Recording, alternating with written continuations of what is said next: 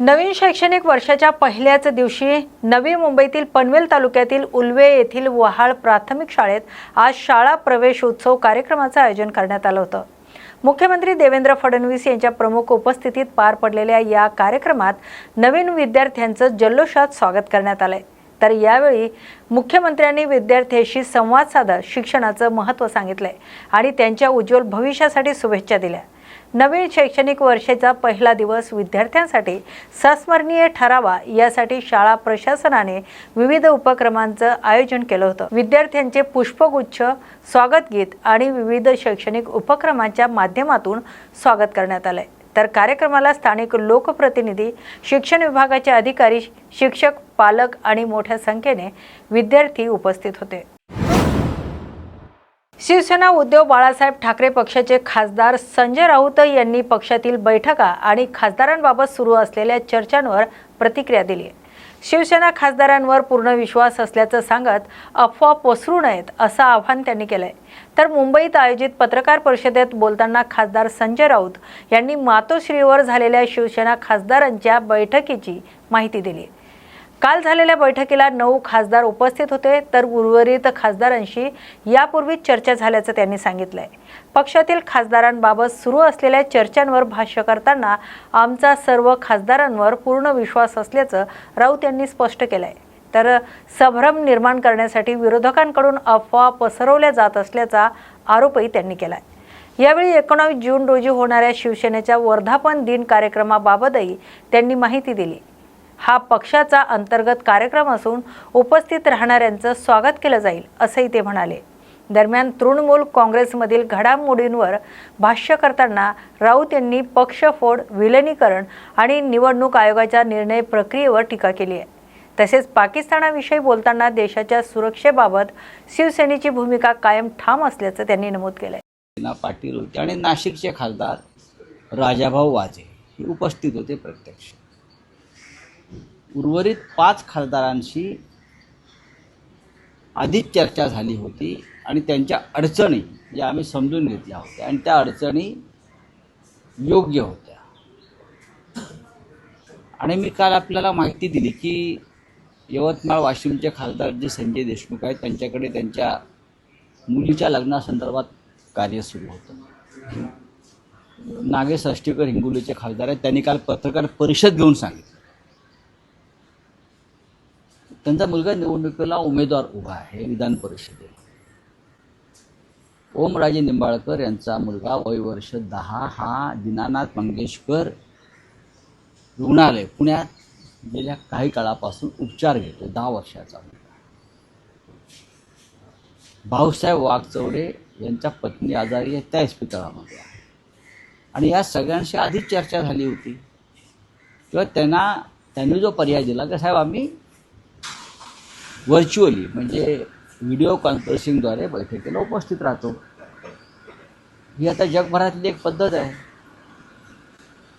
मोदीसुद्धा राहतात अशा प्रकारे उपस्थित आणि देवेंद्र फडणवीस राहतात। संजय बंडू जाधव यांच्याशी उद्धवजींशी चर्चा झाली, ते पुढल्या 2 दिवसामध्ये उद्धवजींच्या भेटीसाठी येत आहे। अशा तऱ्हेनं लोकसभेतल्या 9 खासदारांनी कालच्या बैठकीत पूर्णपणे संवाद साधला आणि चर्चा केली। ज्या खासदारांवर संशयाची सुरू आहे तेच खासदार अनुपस्थित राहणार, कारण मागील काही दिवसांपासून चर्चा आहे बंडू जाधव संदर्भात। बंडू जाधव हे महाविकास आघाडीच्या कालच्या परभणीच्या बैठकीमध्ये सुद्धा उपस्थित राहिले। तुमच्या माहितीसाठी सांगतो की जेव्हा शिवसेना फुटली, काही 30-40 लोक गेले, तेव्हा ज्यांच्यावर संशय नव्हता तेच आधी गेले। संशय असणं किंवा नसणं हा इथे विषयच नाही ना। कोण म्हणते संशय कोण ठेवणार आणि कोणी ठेवायचा? आमच्या खासदारांवरती पूर्ण विश्वास आहे आणि यापुढेही राहील। पण लोकसभा 12:30च्या बैठकीला मुंबईतले खासदार संजय दिना पाटील हे 2 वाजता येतात। ते वेगवेगळी कारणे देतात, आम्हाला सांगतात की माझ्या कारचा अपघात झाला होता, कदाचित पक्षाला त्यांनी कारण सांगितलं की उच्च मयत यात्रेत। बरं, ही काय चर्चेची जागा आहे का इथे? नाही बघा, जी काही सांगितली ते असं आहे की पत्रकारितेतले हे प्रश्न उत्तर नाही आहे। त्याने काय कारण दिलं, मी काय कारण द्यायचं. त्यांच्या गाड्यांना अपघात झाला हे खरं आहे. ते ठाण्यातील एका दुःखद प्रसंगातून घाईघाईने इथे येण्यासाठी निघाले आणि गाड्यांना अपघात झाला हे सत्य आहे. ह्याच्यावर तुम्हाला शंका घेण्याचं कारण नाही. ते पक्षाबरोबर एकनिष्ठेनं काम करत आहेत. ते आले काल धावत पक्षात बैठकीला. त्यात तुम्हाला कशा करता एवढं अस्वस्थ वाटण्याचं कारण? ते आले म्हणून तुम्हाला वाईट वाटतंय का? बैठकीला नाही, ते बैठकीला हे सगळे खासदार उपस्थित राहिले याच्याबद्दल काही पत्रकारांच्या काही पोटामध्ये काही अडचणी निर्माण झाल्यात का? त्यांनी सांगायला पाहिजे की बाबा ते कसे काय आले, आम्हाला आमच्या बातम्या गेल्या. नाही राऊत साहेब, आम्हाला काहीच अडचण नाही. एक मिनिट थांबा, आम्हाला काहीच अडचण नाही. पण हे खासदार शिंदेबरोबर स्वतः दिसतात, त्यांच्या बैठकांमध्ये दिसतात, त्यांच्या मंत्र्यांनी ठेवलेल्या स्नेहभोजनाला दिसतात. शिंदे त्यांच्या प्रकृतीच्या शिंदेच्या दिसतात. असं सगळं असताना संभ्रम निर्माण करण्यासाठी, अशा प्रकारे संभ्रम निर्माण करण्यासाठी शिंदे किंवा भाजपचे लोक असे उपद्रव करत असतात. या क्षणी हे सगळे खासदार शिवसेनेबरोबर आहेत. त्याच्यामुळे काय तुमचं जे कुठलं ऑपरेशन वगैरे होतं ते फुस. आता आम्ही ऑपरेशन वुल्फ करू ना. म्हणजे नक्की काय ऑपरेशन वुल्फ होतं ना. टायगरचं ऑपरेशन कसं करणार तुम्ही मला सांगा? वाघ तुम्हाला हात लावू देईल काय? वाघाला तुम्हाला आधी गुंगीत आणावं लागतं, ते लांबून इंजेक्शन, वाघाला घाबरतात, लांबून एक इंजेक्शन मारावं लागतं गुंगीचं. मग तो वाघ आहे का, डोळे उघडलेत का वगैरे बघून मग जाऊन त्याला त्याचे पाय बांधावे लागतात. हे शक्य नाही आमच्याकडे. अजिबात नाही, अजिबात नाही. वाघ मोकळा जंगलामध्ये फिरत आहेत. वर्धापन दिन जवळ येतो, शिवसेना साठीत आहे. आता काय वर्धापन दिनाचं काय काय? 19 जूनला शिवसेनेचा वर्धापन दिन हा षण्मुखानंद हॉलमध्ये साजरा होईल नेहमीप्रमाणे. हिरक महोत्सव आहे. 60 वर्ष होतात शिवसेनेला. भिवंडीतील चाविंद्रा परिसरातील TDR रस्ता सध्या धोकादायक ठरत असून भरधाव वेगाने वाहन चालवणं आणि दुचाकी स्वारांकडून स्टंटबाजीचे प्रकार वाढल्याने नागरिकांमध्ये भीतीचं वातावरण निर्माण झालंय. यावर तातडीने कारवाई करण्याची मागणी स्थानिकांनी केली आहे. तर भिवंडीतील चाविंद्रा परिसरातील सुमारे 480 मीटर लांबीचा TDR रस्ता सध्या रॅश ड्रायव्हिंग आणि स्टंटबाजीसाठी वापरला जात असल्याचा आरोप स्थानिक नागरिकांकडून केला जातोय.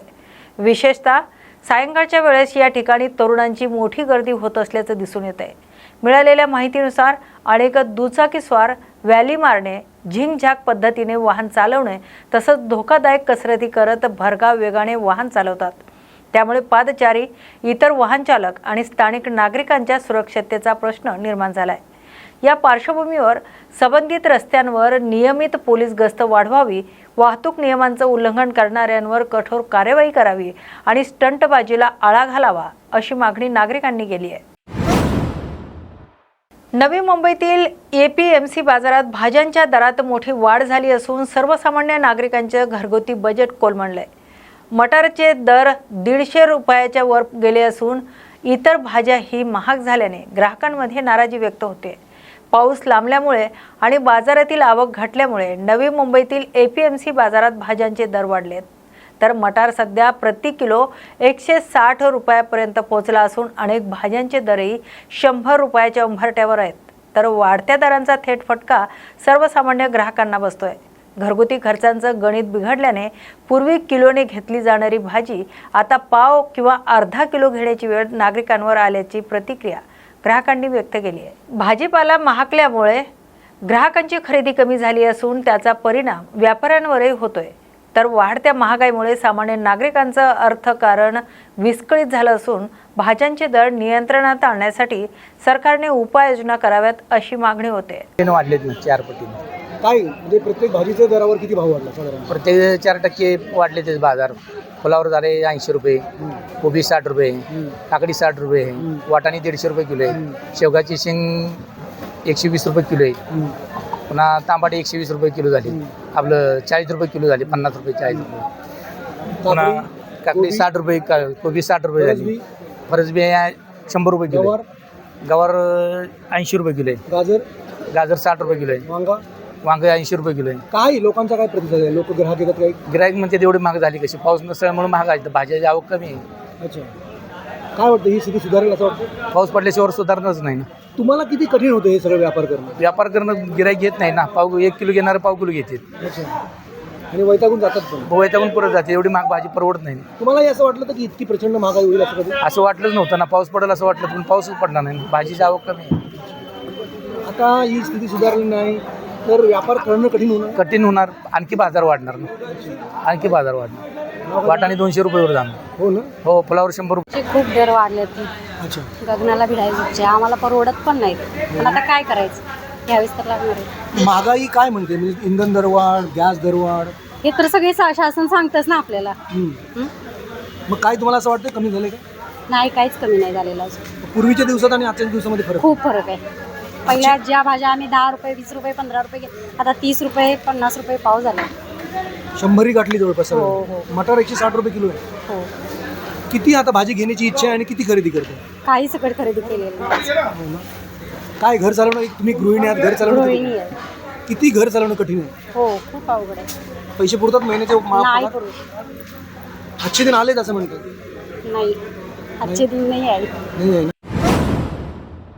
मुंबई मेट्रोच्या ॲक्वा लाईनवर प्रवास करणाऱ्या विद्यार्थ्यांसाठी मोठी आनंदाची बातमी समोर येते. शाळेपासून ते पदवीपर्यंतच्या विद्यार्थ्यांना विशेष पासद्वारे प्रवास सवलत देण्याचा निर्णय घेण्यात आला आहे. ITI आणि पॉलिटेक्निकच्या विद्यार्थ्यांनाही या योजनेचा लाभ मिळणार आहे. तर मुंबईकर विद्यार्थ्यांसाठी मेट्रो प्रशासनाने महत्त्वाचा निर्णय घेतला आहे.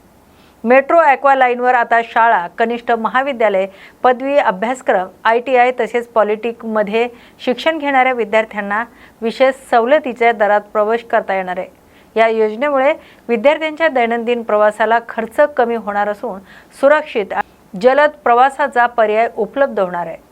विद्यार्थ्यांना विशेष पासद्वारे ही सवलत मिळणार असून त्यासाठी आवश्यक पात्रता आणि अर्ज प्रक्रियेची माहिती मुंबई मेट्रो रेल कॉर्पोरेशनच्या अधिकृत संकेतस्थळावर उपलब्ध करून देण्यात आली आहे. दरम्यान वाढत्या प्रवासी संख्येला प्रोत्साहन देतानाच विद्यार्थ्यांवरील आर्थिक भार कमी करण्याच्या उद्देशाने हा निर्णय घेण्यात आल्याचं सांगितलं जात आहे.